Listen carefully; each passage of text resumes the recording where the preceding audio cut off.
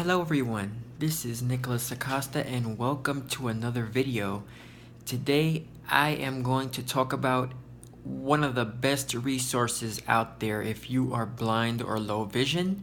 If you're a blind or low vision user of Apple's products, if you use any of the accessibility features such as VoiceOver, Zoom, high contrast, the built-in magnifier, speak screen, whatever accessibility features you use in iOS or the Mac. Also for Apple Watch and Apple TV as well, is called AppleVis. And AppleVis is a community-powered website, and AppleVis strives to bring you all the latest information on apps, pieces of hardware, and there's also online forums that you can browse. Also, you can sign up for free. AppleVis.com, AppleVis.com, and you register for a free account. You can submit podcasts, and the team will receive them. And if they're good enough to get uploaded, they will upload them to the website. There's a lot of apps, especially in the app directories. Basically, what AppleVis is a website that where you can post, like I said, podcasts. You can add apps to the iOS or Mac directory.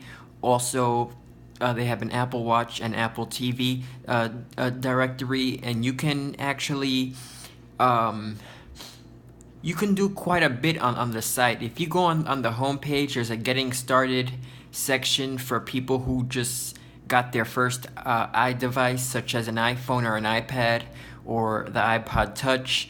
If you got your first Mac device, Mac computer, it'll get you started with VoiceOver and all the apps that you can install, simple apps. It'll also there's also a getting started with Apple Watch. There isn't a getting started with Apple TV right now, but there is something on getting started with Apple Watch. But believe it or not, you don't have to be a member if you don't want to. You can still browse the forums even if you're not signed in. So I really love AppleVis, and the reason why I like AppleVis is because I'm able to go into the podcast, hit the podcast link, and listen to the podcasts that are available. You don't need an account for that either. You're also able to browse the iOS and Mac directories for apps that have been posted there. And what the good part about AppleVis is that when someone posts something, a new app to the directory, whether that's iOS or Mac, a Mac app, it'll let you know if the app is accessible or not with VoiceOver. When someone creates the entry to post an app, they have to fill out some basic information about that app, and the person that is testing the app, if it's accessible to VoiceOver, then it'll say something like for example, an app called iBlink Radio. Well, not iBlink Radio anymore, Sero.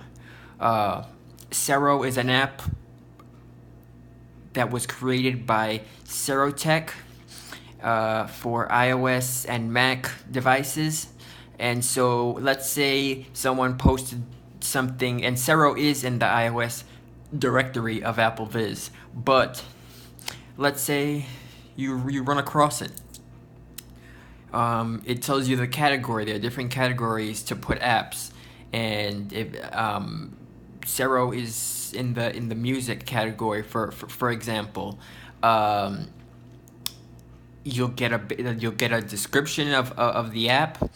an app, the same description that was in the App Store. You'll get a link to download the app straight from the website, but you'll also get feedback on whether the app is accessible with VoiceOver, and it'll say the app is accessible with VoiceOver and easy to navigate and use, or the app is accessible with VoiceOver but the interface could be easier to navigate and use, or the app is totally inaccessible and cannot reach and the app can't read any page elements, things like that. So when you want to submit to the directory, you must be registered in order to do that.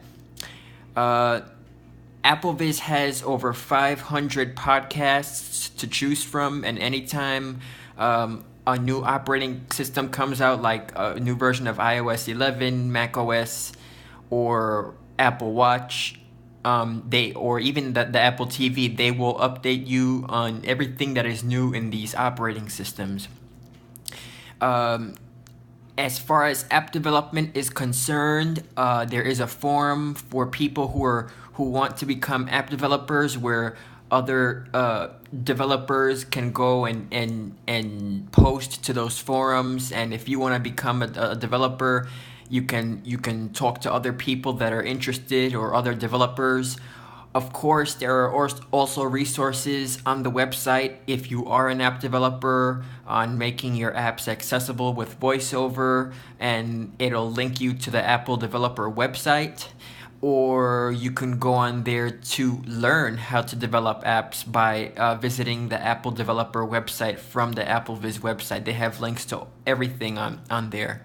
So I would give AppleVis a 5-star rating, because I mean, it's not going to have every single iOS or Mac app, but there are probably thousands and thousands of apps that you can browse from by category. So there's books, depending on what category you're looking at, either Mac or iOS. There are apps for books, GPS, navigation, music, news, what else? Social networking, dating apps, things like that. And for those of you who are into reading the Bible, they might also have Bible apps as well in the directory. For those of you who are into reading the Bible or other religious material that they might offer. I don't think that the Bible is the only app that they offer. If you celebrate a different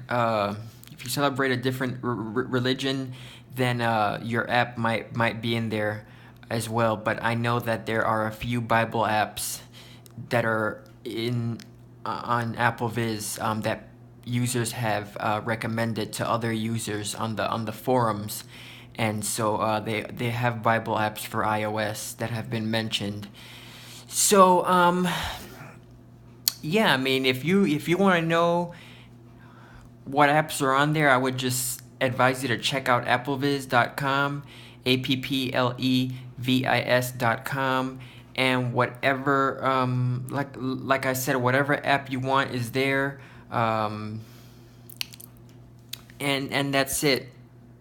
So check out applevis.com to learn more about the website. It's very, very accessible, and also when you're on that website, they have getting started guides, they have tutorials, they mention other hardware devices, accessories for Apple devices and only for Apple devices.